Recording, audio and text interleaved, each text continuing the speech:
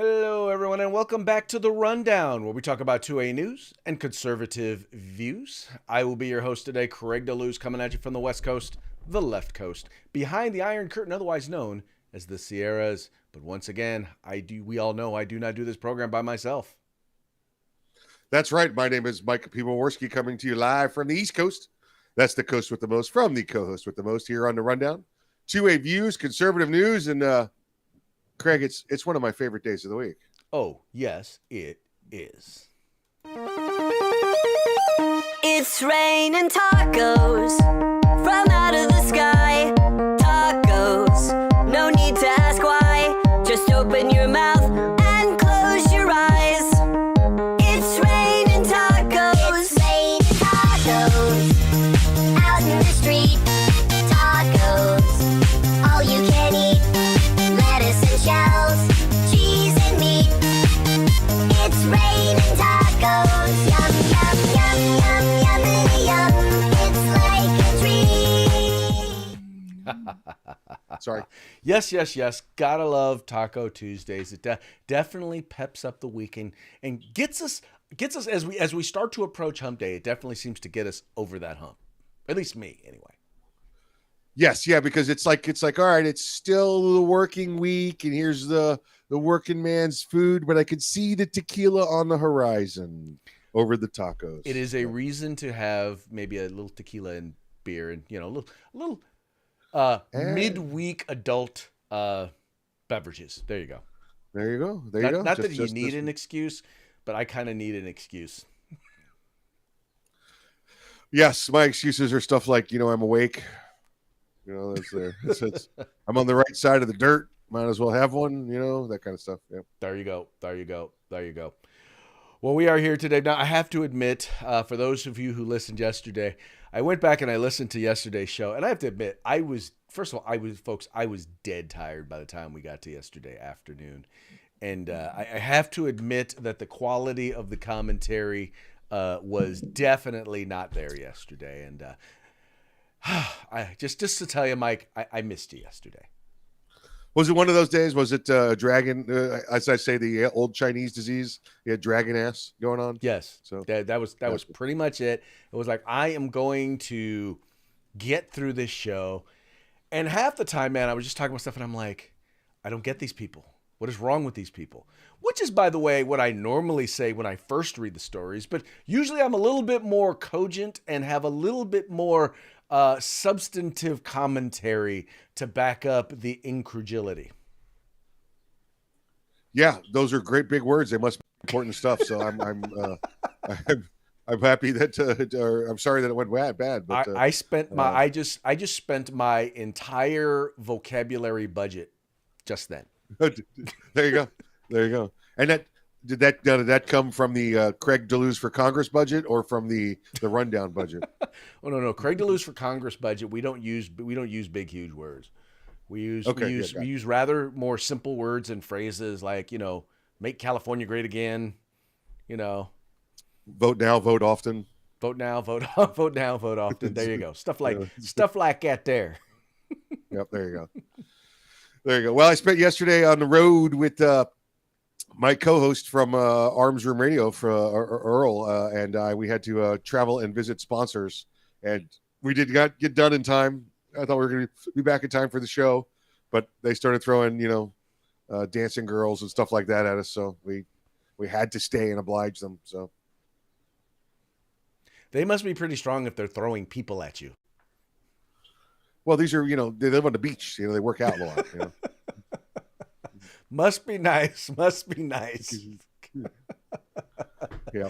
Yeah. Here in California, you get more the dudes and assless chaps. That's what you get out here in California. No, this is Florida. It's Wonder Meth Power Activate. Wonder Meth Power Activate. Yeah. Florida, the home of Mexican Americans. That's it. We got them, baby. We got them. What is it? It's a Florida weekend. You can get the best fentanyl that your neighbor's catalytic converter can buy.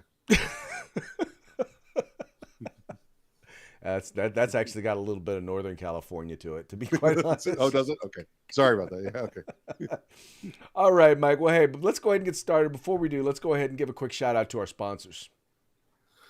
Yep. Let's say hello to our good friends at Hitman Industries. That's hitmanindustries.net. If you've bought yourself an AR in the past 5 years, you probably got one of their barrels and you don't even know it. Well, now you can buy direct from the factory for your next AR build or rebarrel your current rifle. That's hitmanindustries.net. California Republican Assembly fighting a good fight behind enemy lines. Now you can take part in California's future today. Again, keep your eye on the California 6th congressional race. If you want the best concealed holster on the market, tactical holsters, get on over to hogholsters.com. That's HAWG holsters.com, hogholsters.com. Use the discount code The Rundown, all one word, all caps, no spaces. Get a nice little discount. And if you want some field gear, you're going out in the woods, you're going hiking, you're going out to play Army, whatever you're doing, get on over to uscombatgear.com. Hey, folks, just to remind you, you may or may not have heard, if you're a new viewer, you probably don't know, I am running for Congress in California's 6th Congressional District. It is a purple district, which means that it's a district that a Republican can win. Having served as an elected official in this district for almost 20 years, I think I got a good shot. But here's the deal. I need your help. I need your help. Campaigns are not free, right? It costs time, energy, effort, and it costs money to be able to do what you need to do in order to run a successful campaign. So I'm asking for your help. If you can, just go to craigdeluz.com, chip in a few bucks, $5 here, $10 here, $3,000 there, whatever you can do, get in where you fit in. And please help me bring a little bit of what I like to call uncommon sense to California, because common sense here, quite frankly, too often in politics is not that common. Mostly what you'll find is common nonsense. Anyway, I want to change that, and I can only do it with your help. And along with visiting my website, also take a moment and visit our sponsors. They're the ones who bring us here. They put us here so that we can talk to you. We can bring you to them. So do us a favor, do them a favor, do yourself a favor. Visit them by following the links in the description to this program. All you got to do, go there, check them out, spend some money, and make sure you tell them it was the guys over at The Rundown that sent you. Yeah, Craig, I love when friends and viewers that have my number start texting during the show. They're like, "Hey, I'm on the show." All right, well, text the show. Stop texting me. I'm trying to work. I'm trying to work. Like, really? So they're like, "Okay, text Craig." Well, you never answer. Well, that's because Craig sees it. I'm trying to remember the whole sidebar conversation with people about the texting service. So, right, I'll let you explain that to them. Yeah, folks, look, however you comment, look, if you're watching this live, when you comment, we're reviewing the comments if we're not in the midst of a deep conversation. But we're going to be looking for your comments, and we'll read your comments aloud. So go ahead and comment.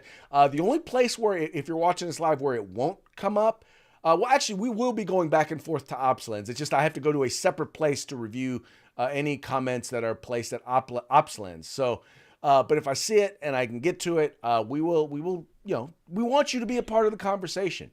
So go ahead and comment. Now, if you're listening, for example, you're listening to us on podcast or you're watching us on Spotify, which actually becomes live after the program, go ahead, comment, let us know what you think. Let us know if you have any interesting topics. We do monitor that stuff, and we do kind of, try to select comments and things that you folks want to talk about. So do that. We don't care how you participate. We just care that you participate and partake. There you go. All right. Right. And on that note, we're going to go ahead and get into today's stories. There's another George Soros DA that is now the subject of a recall. She is she's a district attorney. By the way, she's, once again, George Soros DA. She is in Alameda County, which is right across the bridge from San Francisco, where we just recently, not too long ago, had a recall of Jessa Bodine. In any case, in a recent interview, this Soros-funded DA said that her job has no impact on crime. It says here, George Soros-funded progressive prosecutor in California said in an interview this week that her position has no impact on crime.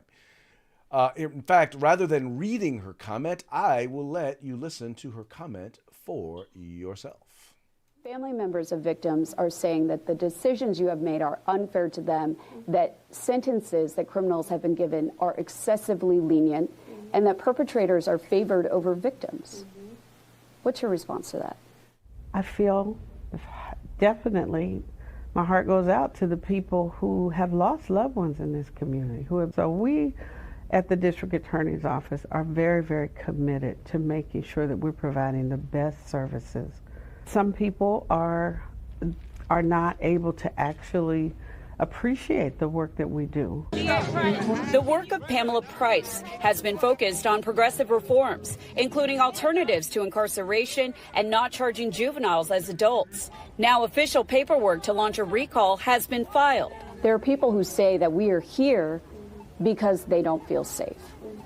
I was elected because the people in this community didn't feel safe, unfortunately.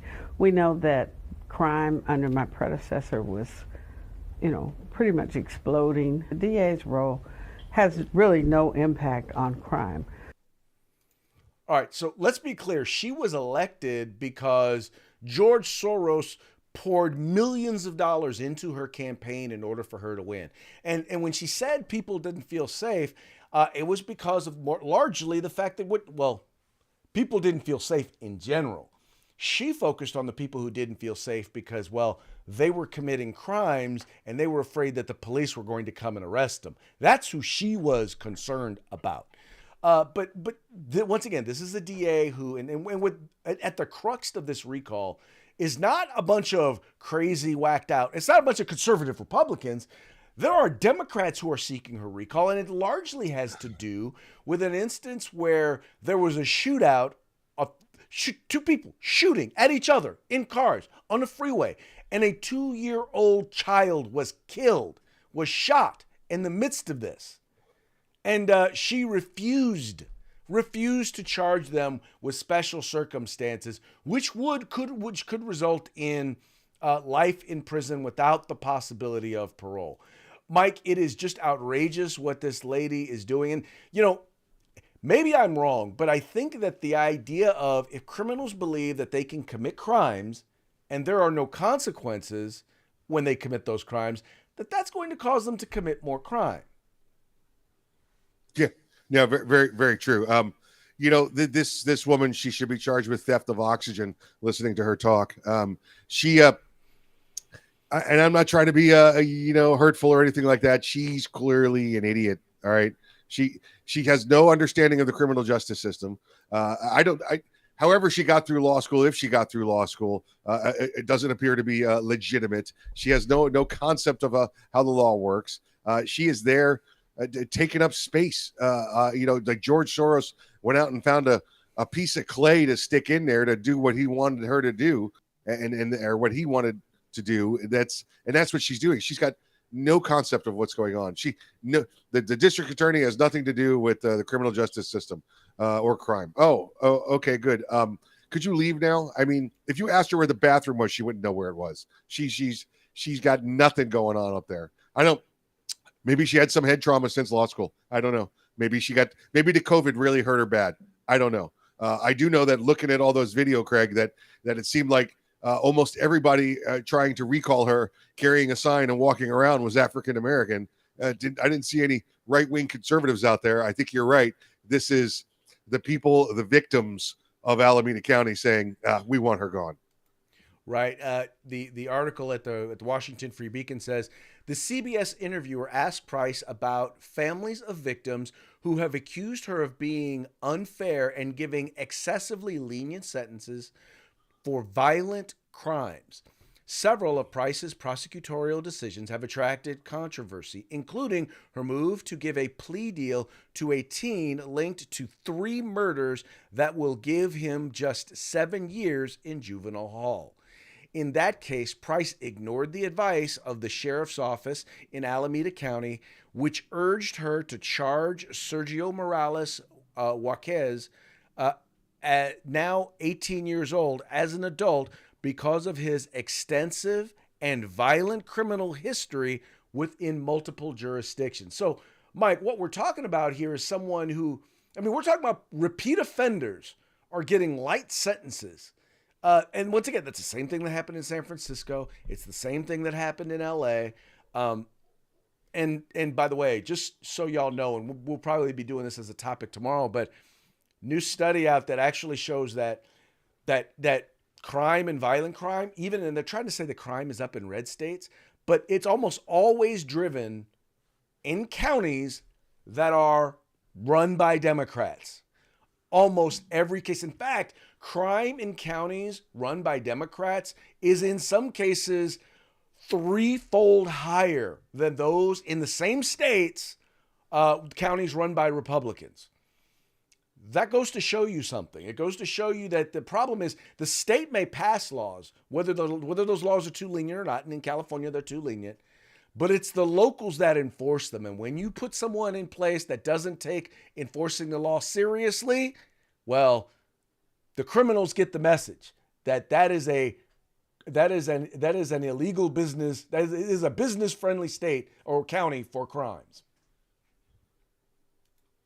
Yeah, absolutely, absolutely. Craig, I said earlier that I spent the day yesterday with my co-host from Arms Room Radio, Earl, the American royalty, and I think I could sum it up with one of the conversations we had. It was, hey, listen, you think your life's bad? Just remember, there's people actually living in California.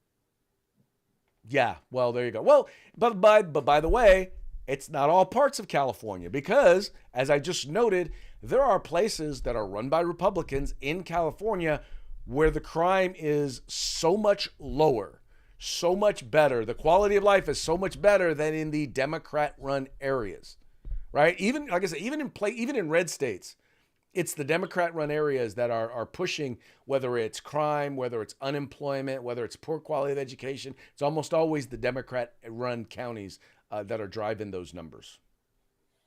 Oh, listen, I hear what you're saying, and but from this side of the wall, you could have little pockets of utopia over there, but it's still under California law. So you guys just do your best. I am most definitely still behind the Iron Curtain, otherwise known as the Sierras. And that's why we call it that, because for some reason, every time we've had a red wave, it seems to stop right there at the Sierras coming into California. But I got a feeling that momentum, but we're about to break through that Iron Curtain. That's it. And as long as you have your victory party in Nevada, I'll be there. Okay. All right, moving right along. Vegas, baby. Talk about what's the word I'm looking for? Lack of integrity when it comes to law enforcement. There's a new report out, and this comes from James Comer, the chair of the committee. Well, here, I'll read it to you. FBI officials tipped off Hunter Biden in the Bureau's criminal probe of him and told a former FBI supervisory special agent to stand by and not approach him. Oversight Committee Chair James Comer, Republican from Kentucky, announced Monday confirming key portions of the IRS whistleblower allegations. Upon sitting for a transcribed interview with the committee, the former FBI agent told the committee that FBI officials in December 2020 tipped off both Secret Service and the Biden transition team about a scheduled interview about its criminal investigation into Hunter Biden. Now, Mike, I once again, I'll just throw this whole idea out there at you. What happened to equal justice? I guess it's equal justice unless your last name is Biden. Or if you get charged in Alameda County, evidently, maybe that's where he got charged. He got off, light sentence. I don't want to throw all of law enforcement under the bus here on this one, because this was the politicians, this was the directors, the appointed personnel up there at DOJ and FBI that were involved in this. This wasn't the everyday agent that's out there, beating the post, trying to find out the crime and who's and what's going on and where the bad people are. Those guys were ready to do the interview. Them and the agents over at the IRS. Why there's agents at the IRS, though, I'm not sure. But they went over and told their bosses what they were supposed to tell them, told the Secret Service what they were supposed to tell them, and they said no. Oh, it'll be bad optics. You can't do that. It'll be bad for the president. And you can't go to the president's house, and you can't ask questions about the president. all right, this is just politics. This is partisan politics. This is liberal Democrat politics at its worst. And I think to show the integrity of these law enforcement officers, these ones that were trying to investigate the crime, it just strengthens their case and the point that they are good FBI agents because they came forward. They went whistleblower. They went to Congress and said, we were trying to enforce the law equally amongst everybody, and these are the roadblocks that are being put up against us. Exactly. It says here, the night before the interview of Hunter Biden, both Secret Service headquarters and the Biden transition team were tipped off about the planned interview, Comer said in a statement. On the day of the Hunter Biden interview, federal agents were told to stand by and could not approach Hunter Biden. They had to wait for his call. As a result of the change in plans, IRS and FBI criminal investigators never got to interview Hunter Biden as a part of the investigation, he added. I'm sorry, but that is about as damning. That is about as damning an admission as we can see. Now, once again, all he's doing here, this is not just him saying this. He is confirming, based on the information and the facts and the data that they have, he's just confirming what the whistleblower already said. Yes, absolutely. So it's, whistleblowers, confirming information. So it's more of proof of, again, the partisan politics that's going on over there at the DOJ. Right, folks. And once again, and I think Mike made the point. I want to be clear that I'm in 100% agreement with him. These are not the rank and file agents that we're talking about. They're not the ones that they're doing what they're supposed to be doing. They're investigating what they're ordered to investigate. But when they're trying to do their jobs and do an objective investigation, we see time and time again the higher ups, the politicos, getting in the way and not allowing them to do their jobs. It's the same thing you see in the case of some police departments where you have, once again, rank and file law enforcement officers trying to do their jobs, and you have the policymakers, the police chiefs, or in some cases the sheriffs getting in their way and keeping them from being able to do their jobs. It is, once again, I don't understand how you can let people believe that there is such thing as equal justice when clearly there is political tampering in investigations. And just to be clear, this is just one instance where there was political tampering that affected an election, because we still got Russia collusion. We know that there was political tampering there. I'm still very interested to hear about the level of political tampering when it came to Benghazi and Hillary Clinton. I still believe there was a bunch of tampering there. But some of that we may never know. But we do know that it's taking place.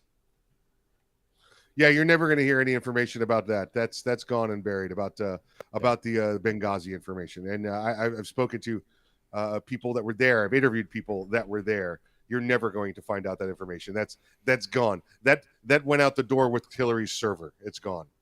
There you go. When she decided to bleach bit her server, wipe it down.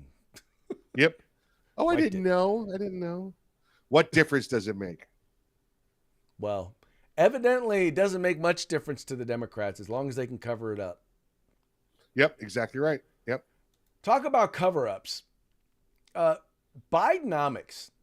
It is amazing how most of the mainstream media absolutely positively refuses to admit anything when it comes to any of the misinformation that is put out there by the Biden administration. And one great example has to do with both President Biden as well as Karine Jean-Pierre claiming that, making false claims about Bidenomics, actually trying to claim that, income is actually up.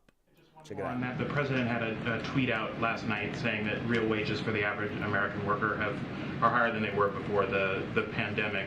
That tweet has now been annotated with a message from the platform saying that is not factual, and that they have some stats and some charts footnoted along with that. Do you welcome that kind of contestation from tech platforms? We disagree. Do you have any? Well, we disagree because we're looking at the data from February of 2021, and what we've seen is that wages have gotten stronger, have increased. Okay, so here's the funny part, and she literally just told on herself because she said, "Well, you know, the number we're doing better than we were in February of 20. Wages are up from February 2021." Well, no. You said they were up since pre-COVID, right? That was number one. You're up since pre-COVID. Well, COVID was in 2020, right? And in 2020, let's be very clear, wages were way up.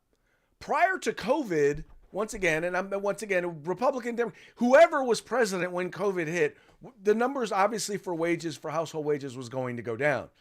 But she's looking at wages from 2021 to now, where they had already gone way down because Democrats in Democrat cities and Democrat states shut down the economy. So yeah, wages were down in February 2021, but that's not pre-COVID. The other thing that she doesn't tell you is that they're not using numbers that are adjusted for inflation. According to, I forgot where I have to admit, I don't remember where the numbers came from. I'll look them up and maybe I'll put it in the comment section. But during the Trump administration, real wages for the first time in like 50 years went up $6,000 per household.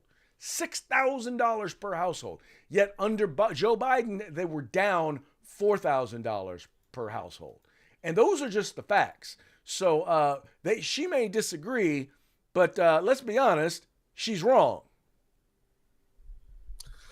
Greg, if you and I were to go out for an evening and hang out at a cigar bar and have a few drinks and watch the old ball game on TV, yet we told our wives, you know, we were at church helping, a little project there for the children, and our wives said, "Where were you?"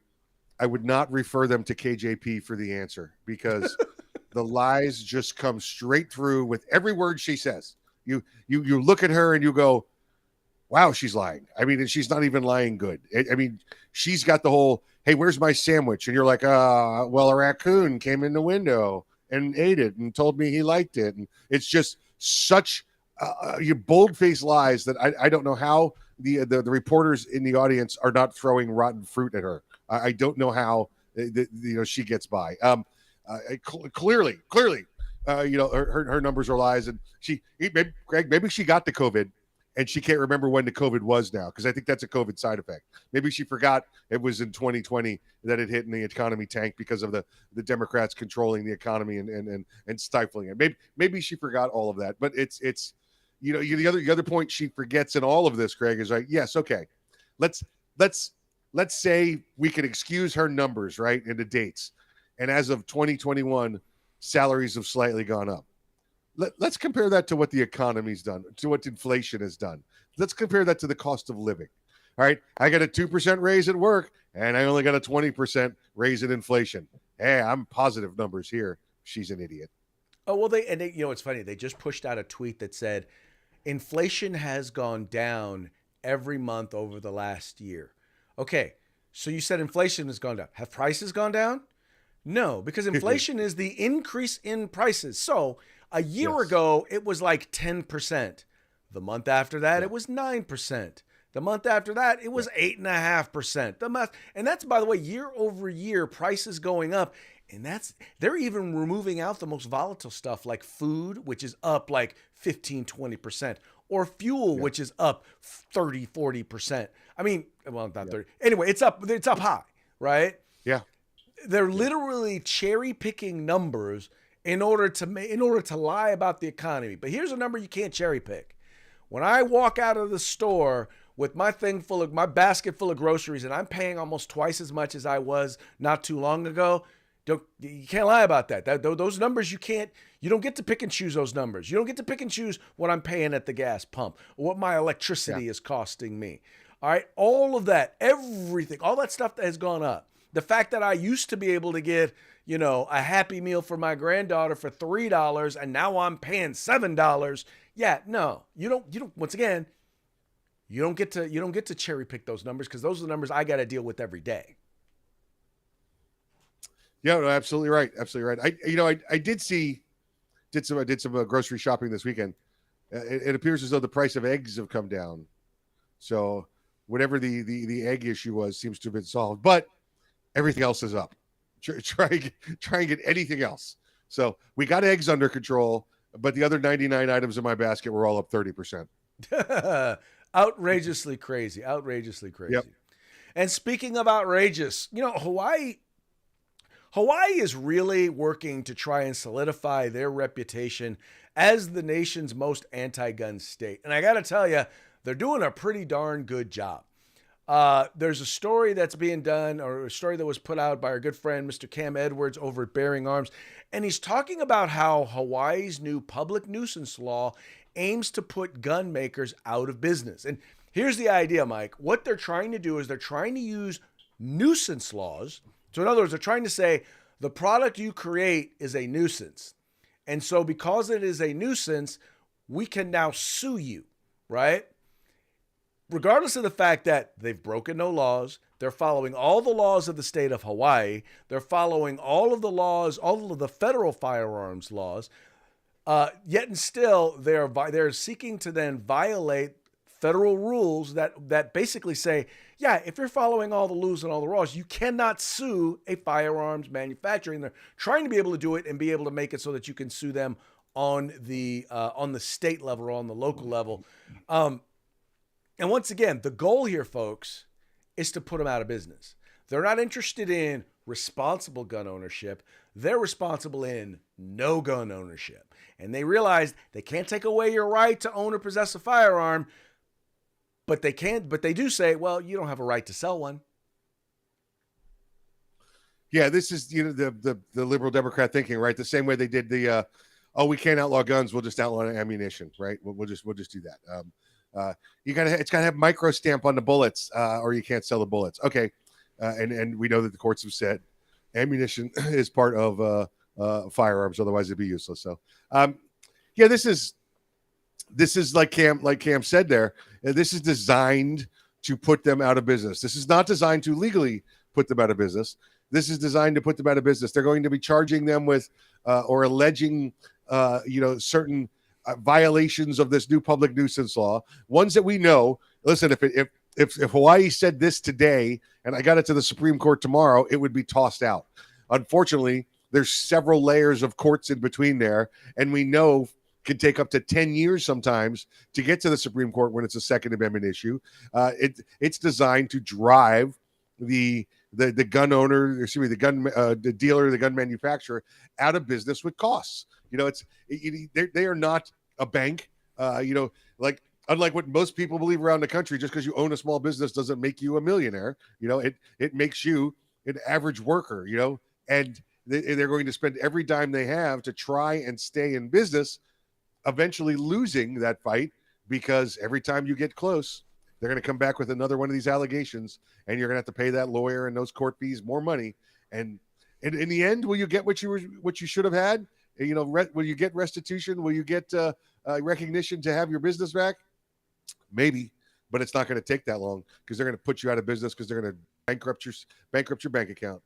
Well, and not just that. If you're dealing with an insurance company, you wind up with a decision like in the case of Remington, where the insurance company decides to settle, but the company itself is like, no, I didn't do anything wrong. So then you wind up with a legal precedent that now you've still got to challenge going forward, because, once again, it came down to the dollars and cents. And tort reform is as big an issue in the gun community as it is anywhere else, because you think about this, the worst part about all of this is, Mike, is that when they do something illegal, the government, and we have to sue them, not only are we having to spend our money to sue them, they're using our tax dollars to fight our lawsuits as we're trying to fight to keep our rights. Yeah. And listen, speaking of the Remington issue, and remember, folks, what happened was, Craig said, Remington wanted to fight. They wanted to fight. They were in it for the principle, whereas the insurance company said, listen, we're going to lose $20-30 million in value of our company. If we continue to fight this. Will they win? We'll probably win. And it's not like Remington stood to lose losses in sales.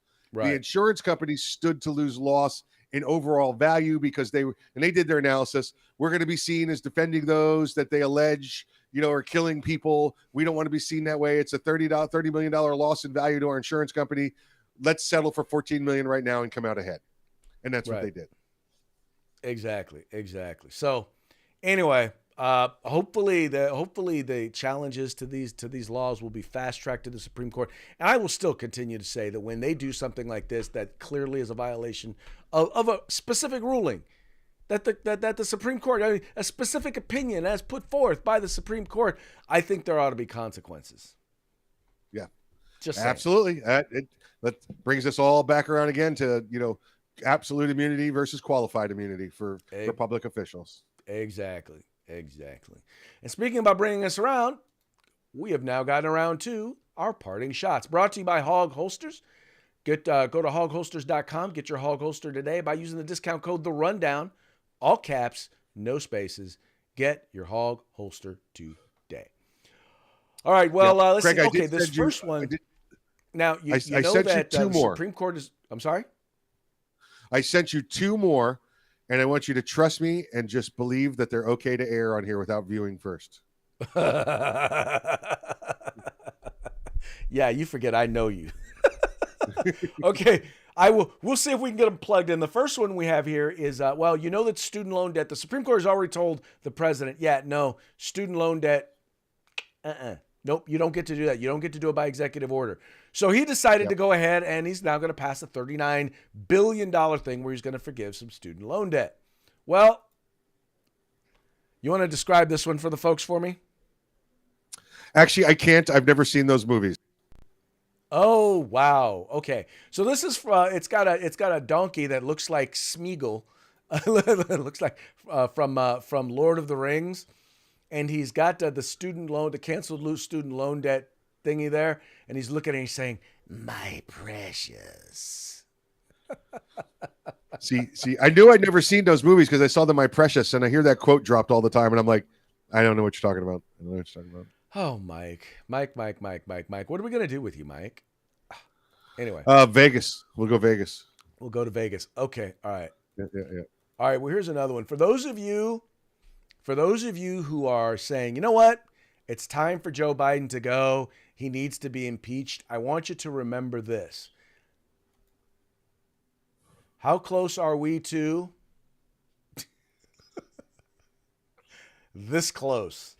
Yeah, can you describe this one to our audience? So it says it's got a picture of I'm gonna guess that's Kamala there. It's a little darker skin tone than I think she really is, though.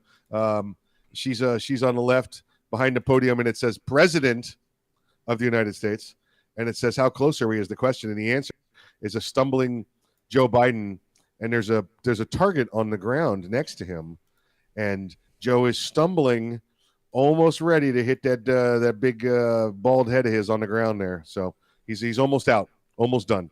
One more stumble away. He stumbled again trying to get on an airplane this week, Craig. I don't know if you saw that.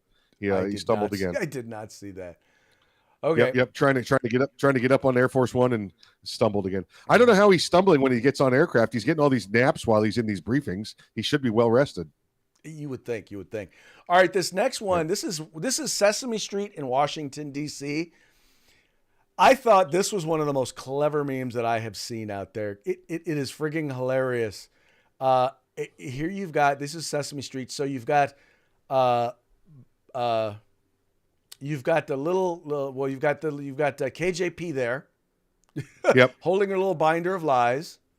Yep. You've got Barney, or as he rather say Bernie. He's like, for the last time, my name's Bernie, which is supposed to be Bernie Sanders.